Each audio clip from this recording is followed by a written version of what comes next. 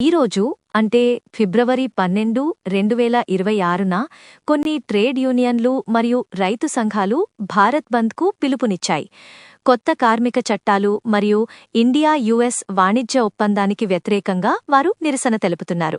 దీనివల్ల బ్యాంకింగ్ సేవలకు కొంత అంతరాయం కలగవచ్చు. పాఠశాలలు మరియు కళాశాలల క్లోజర్స్ విషయానికి వస్తే ఇది ఆయా ప్రాంతాల్లోని పరిస్థితులపై ఆధారపడి ఉంటుంది. కొన్ని రాష్ట్రాల్లో రవాణాకు అంతరాయం కలగవచ్చు. ర్యాలీలు మరియు ప్రదర్శనలు దేశవ్యాప్తంగా జరిగే అవకాశముంది. భారత్ బంద్కు ముఖ్య కారణాలు 2 ప్రధానమైనవి. 1 కేంద్ర ప్రభుత్వం ప్రవేశపెట్టిన కొత్త కార్మిక చట్టాలు.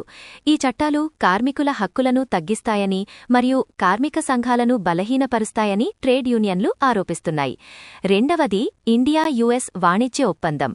ఈ ఒప్పందం దేశీయ పరిశ్రమలకు మరియు కార్మికులకు హానికరమని వారు భావిస్తున్నారు. ఈ సమస్యలపై నిరసనగా దేశవ్యాప్తంగా సమ్మెలు, ప్రదర్శనలు మరియు ర్యాలీలు జరుగుతున్నాయి.